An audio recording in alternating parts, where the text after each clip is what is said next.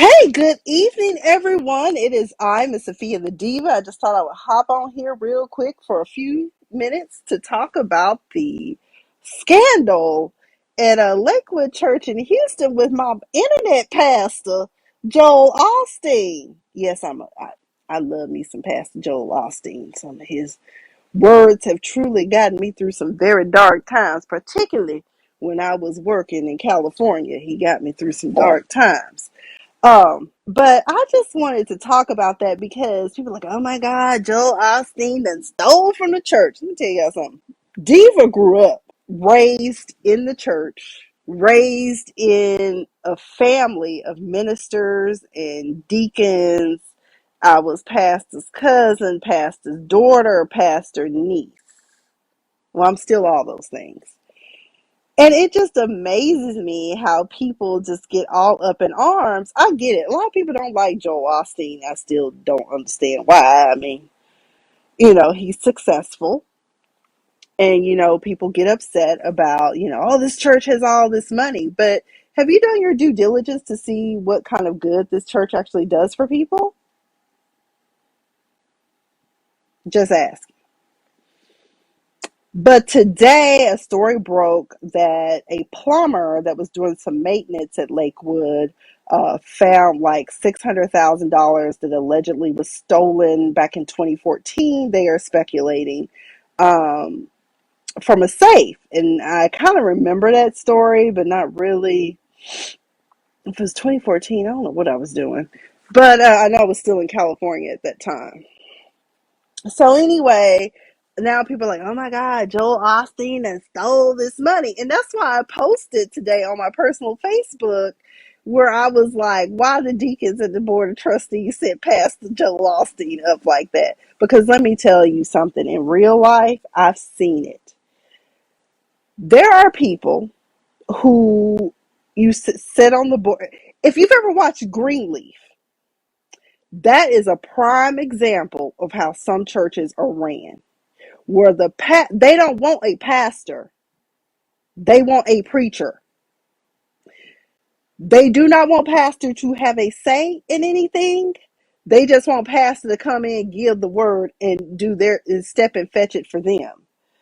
But the pastor is the head of the church, and churches sometimes are set up basically like our government is set up. You have a board of trustees, you have deacons, and out of the board of trustees, a lot of times you have the finance office.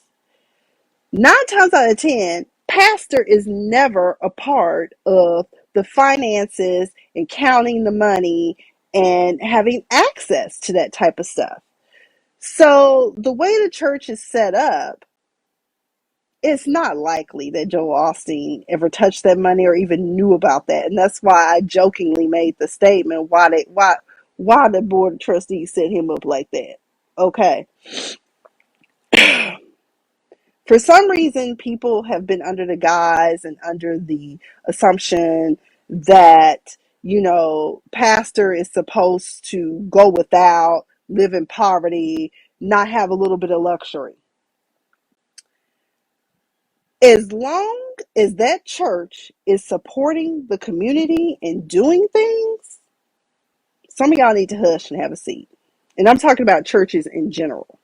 Now, if there are some churches that are selfish and keeping money inside the church and not going out into the community and doing anything or donating, or when the members are, in dire straits, yeah, we should be concerned. Then there are people talking about the 501c3 statuses need to be stripped from churches who are wealthy. Obviously there's something there that brings people to this particular church. Because churches can't be prosperous without a membership. Okay.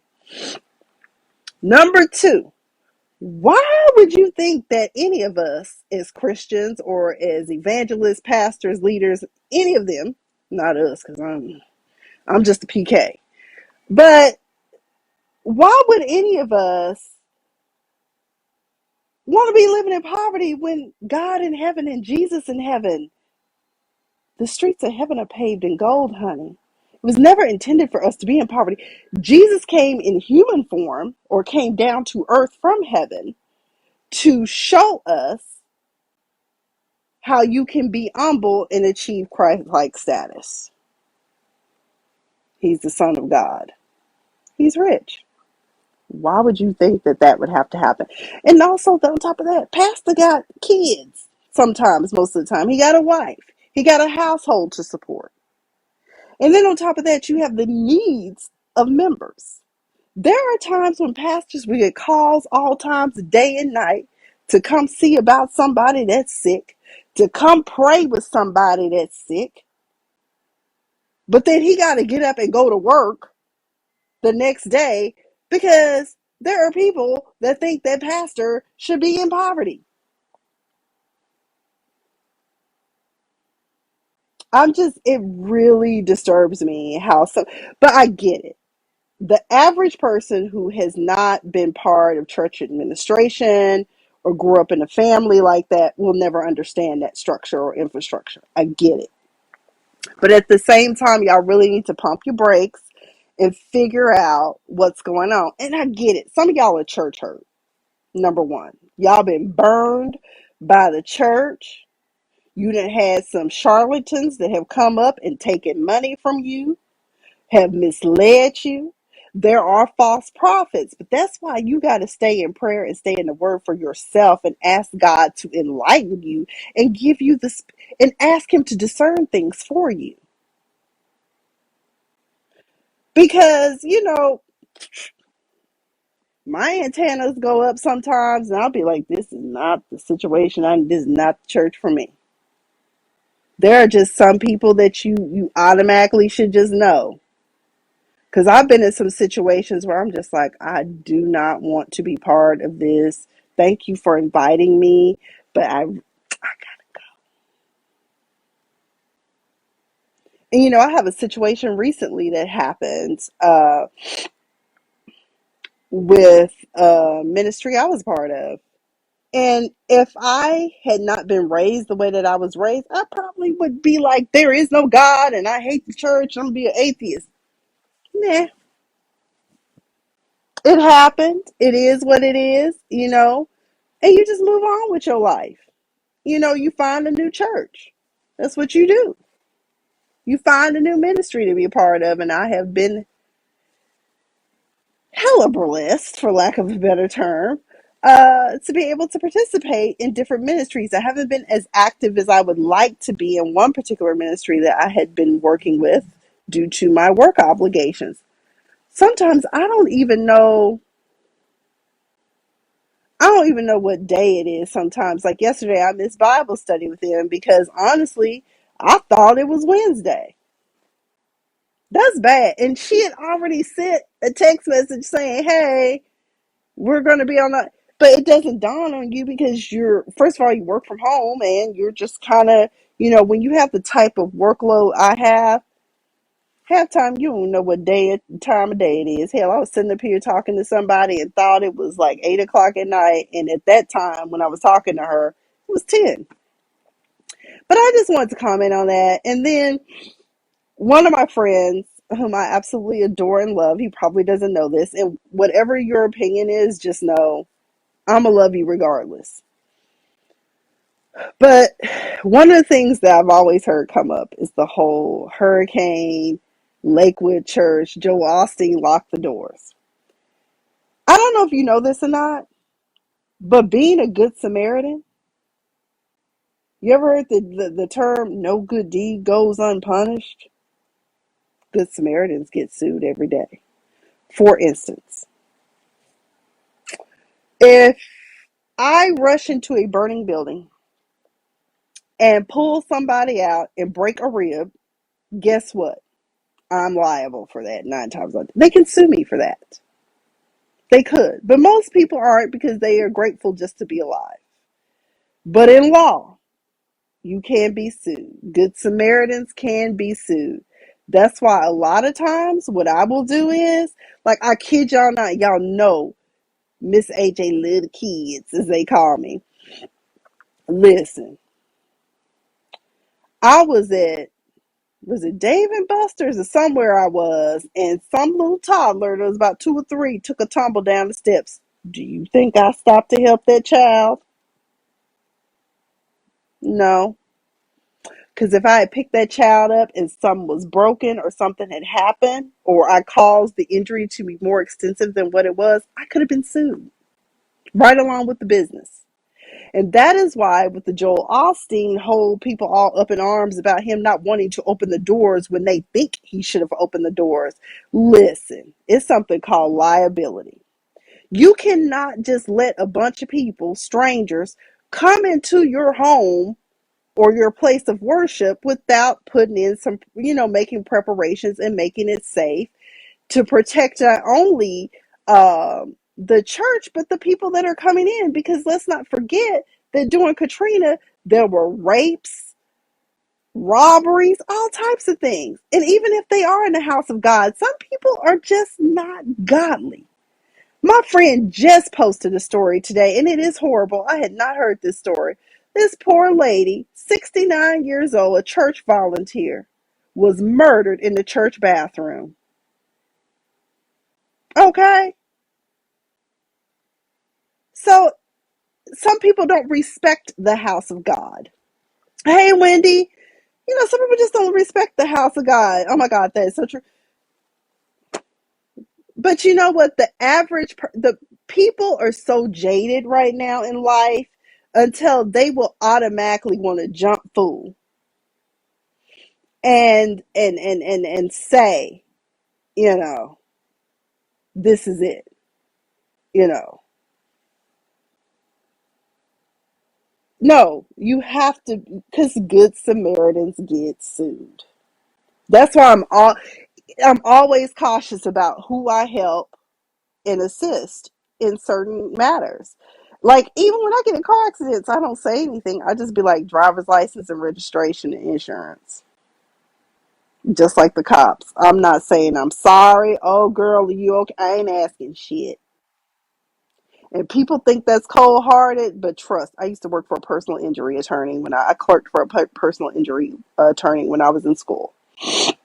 So that's why there was a delay in Joel Osteen letting people in. It's called liability. Like, have y'all not heard of what is it? The social host or something like that? I forgot because torts law. Professor Parker at the University of Tulsa, honey, drilled that into our heads. So that's why. But for some reason, like I said, these mega churches, people be mad at them. But I'm like, how you gonna be mad when people still go there? Like, if there wasn't an audience for them, they wouldn't be mega. If you don't like their message, find you someone that will lead you where you think you should be going, or ask God to guide you to the right situation. But I get it. There's church hurt. And I can understand why people would be hurt about churches. Because, yeah, some of them do you dirty and wrong. I set up here, my friends, I can't believe you watch this stuff. Discovery ID has a People magazine investigates that talks specifically about these different cults. But in my mind, I'm thinking, why the hell would you join some place that tells people to give up their wives to the cult leader? Or, excuse me, to the spiritual leader or the pastor? Or hand over your kids so that they can be desensitized of the taboos of sex at 5. Who does that? But like I said, a lot of times how people end up being gullible and duped into some of these bad situations where the intent is of a selfish, ill-gotten means for the church leader or leaders is because they ain't had nothing to believe in. They lost. They looking for something. So they found it. Or they thought they did. So y'all leave Joe Osteen alone. That's my online pastor. Leave him alone. Don't send him no money. Shit. We need church leaders like that. We just do. And you know what? Here's the number one thing about pastors that a lot of people forget. Yes, they are held to a higher standard, but get this. They're flesh and blood, just like me and you. Why do you think Paul talked about the thorn? We all have a thorn in our side. It was a figurative term that he used. And some pastors are open and honest. My pastor in California was open and honest about his predilections and what he's attracted to. Love his wife, faithful. But his eye tend to wander, and he shared that with us. And that's okay, because we are supposed to confess our sins and our weaknesses amongst one another. So, anyway, I think that's all I want to cover about Joel Osteen. So now, what did we learn today, children? Social host liability. Good Samaritans get sued. Deacons and trustees and finance and people who feel like pastors should only be a preacher and not a pastor will set you up for failure. Let me tell you something. I watched a church that I had joined here in Atlanta. These pastors, women included, are more trash than good. Wait a minute, these pastors, women included, are more trash than good. Wait a minute, you talking about female evangelists or women who throw their panties up on the pulpit? Proverbially, of course, figuratively speaking. Um, Pastor Flesh and Blood, honey. You know. Okay, gotcha. Yeah, some of these women, yield not to temptation, but sometimes, Delilah be in the church, old Jezebel be in the church, honey. She be in there just tossing her panties up on the pulpit. And sometimes the flesh is weak. But if we were all perfect, we would probably all have ascended to heaven by now. That's all I'm saying. Oh God. Yeah, some female pastors are. Um, yeah. But it's the men that will always, well, I know one person in particular that will always get a side eye from me. And that's, what's her name? What, help me. Help me, Wendy, help me. What's her name? Juanita Bynum. Child. When she started talking about women were wrong for coming to church with no pantyhose on, being worship leaders and praise team members, I was like, girl, that's the least of our concerns. What about her soul? What about her salvation? What about if she's a broken individual?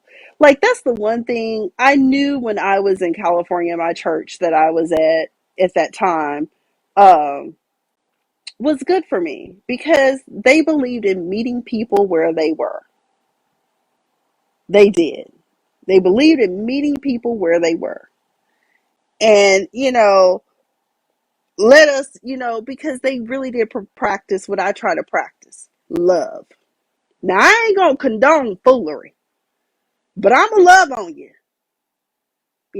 just to let you know, because people think Christians are horrible. It was this one sect called Word of God. I forgot what where it was, but they thought they could just beat homosexuality out of this young man. Could you imagine being called by the worship leader? What's the singer that's a pastor that meets people where they? What's the singer that's meet people where they are? Is it Tasha Cobb? I don't know. But we should meet people where they are. You can't sit up here and just browbeat people and raise fire and brimstone down on them because you think that, you have all the answers, because you don't. You don't. None of us do. And that's why I can't stand self-righteous. Maybe she keeps having drunken rants online. You talking about Juanita Bynum? Or is that, I know who you talking about. Didn't she win like Sunday best or something like that. Is that the one we talking about? You know what? I don't know. All I know is none of us are perfect. People sitting there talking about they don't want to be judged, but they said they're judging Joel Osteen. He did it. He hit that money. No, not when she won something. No, I can't think of her name, but I can see her plain as day. I know exactly who you're talking about, but I can't think of her name. We'll probably look. But when we log off, we'll probably be like, "That's her." But it's just crazy to me. I was just sitting here reading the commentary online. You should take away the 501c3.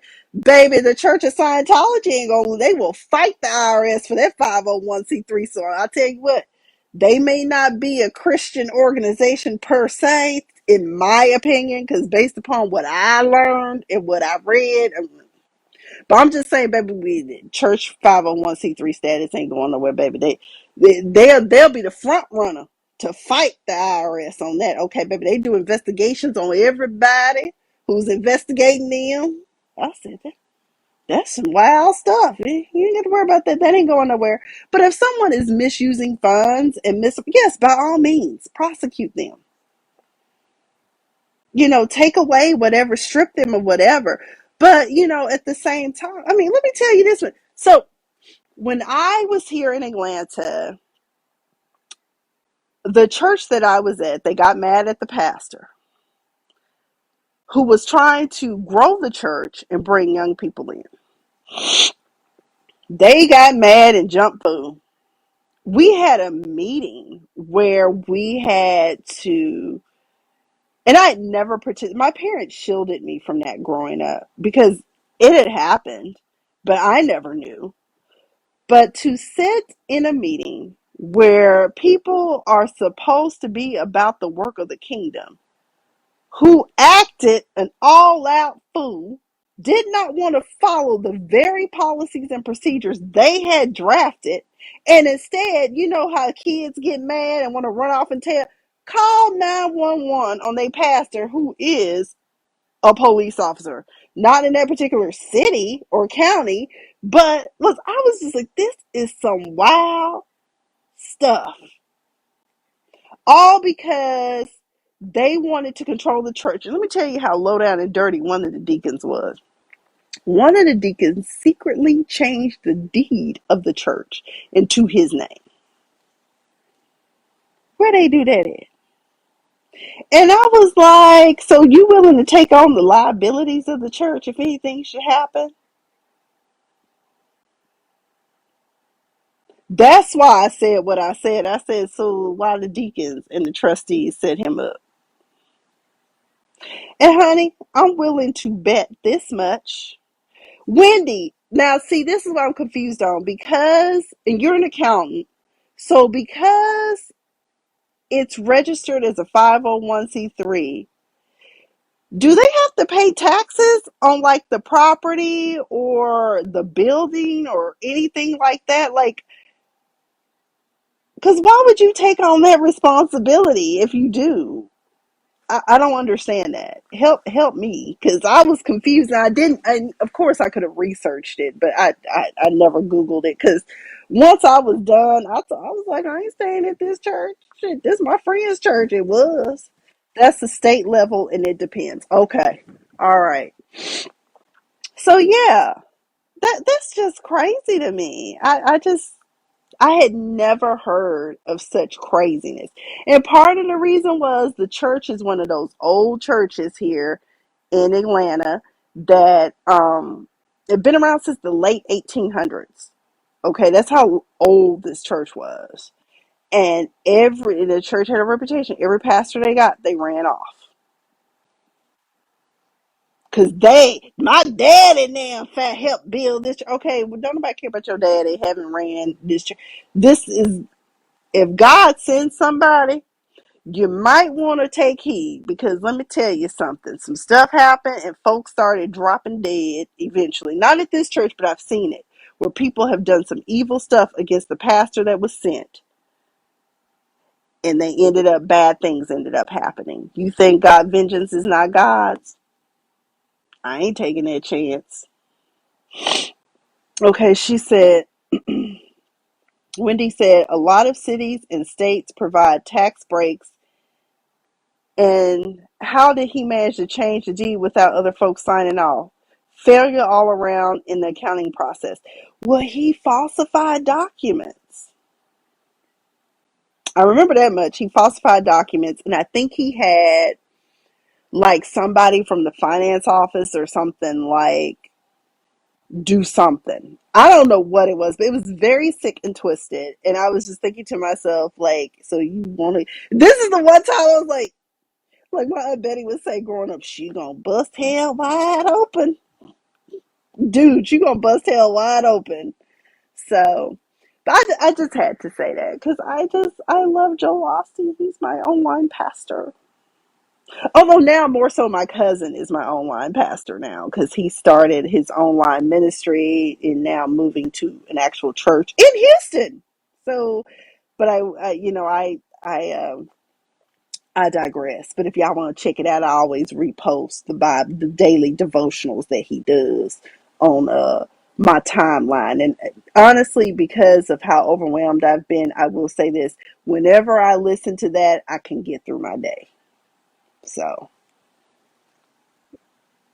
I appreciate that. But y'all gotta stop. Y'all gotta stop jumping and judging, because sometimes the deacons and the powers that be within the church that's on these church boards will sit past up in a minute because he might be doing something they don't think he should be doing. But I get it. Like my friend Wendy said earlier, she said some of these people are just low down and dirty, and they are. Some people are purposely only in the ministry for the tax breaks. Oh, and real quick, I don't know because I haven't done the research, and I think he may have said something about this. Uh, but sometimes pastors don't take salaries from the church. They don't, especially when they're at the level of Joel Osteen, T.D. Jakes, and a few other ministers. What they do is they make money off of their own businesses. Which, if you follow Joel Osteen, you know he has a huge book collection, journals, calendars. That's him as an individual. That's not the church. And then to judge churches for having gift shops, that's kind of normal in big churches because 9 times out of 10, they're selling stuff for Sunday school, Bible study, raising funds to support the youth. There's a lot of things that they do with these churches. But again, like I said, I get it. People who weren't raised in the church like I was raised as a pastor's kid, a PK, PC, and a PN, that's pastor's niece, daughter, and cousin. So there you go. I've been all of that. Okay. So still am, because I mean, that's my family.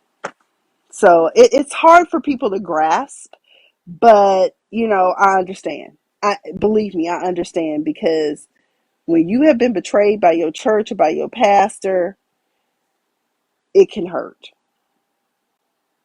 But that doesn't mean that you should give up on God, because everything that we go through, we should be growing through. Or as I like to say, learn the lesson and grow from there. That church ain't for you. That pastor is not for you. So calm down and let's see how this plays out before all of us start judging. When y'all got a 2x4 and you worried about the 2x4, I mean, worried about the plank in Joel Osteen's eye, but you got a 2x4 coming out of yours. Amen. Jesus talked about that in the Bible. Amen. But anyways, I gotta go. I gotta get out of here. I am tired. It has been a long day. Y'all just pray for this world. Pray for better. Child, folk dropping left and right dead on my daggone book of business that I run every day. I got a call today. No, I got emails today. I'm like, God, duh. And it's not COVID always. It's just old age or, an accident or, whatever. It's not necessarily COVID these days. But so just pray in general. And, if your church hurt or if you feel like all pastors and Christians are just bad people or any religious leader is just bad, there are signs that will let you know for sure if pastor is a bad idea. If he telling y'all to swap wives, he gonna take your wives, take your kids, tell you to give up all your money and stuff to give to him and his. That might not be a good idea, because then that's a false prophet. That's right off the bat. If they try to make you lay down while you up front and you weeble wobble, we don't fall down. I know some of y'all attend that, but I'm not part of that. I don't subscribe to that. I'll fall when God knocked me over. If you think that just blowing on me is gonna make me fall out, that ain't gonna happen. That might not be a church for you. God bless you. Anyways, good night. Happy Friday. Remember, I'm gonna start signing off this. Live life without fear. You've got one life. Life is short. Go for the gusto.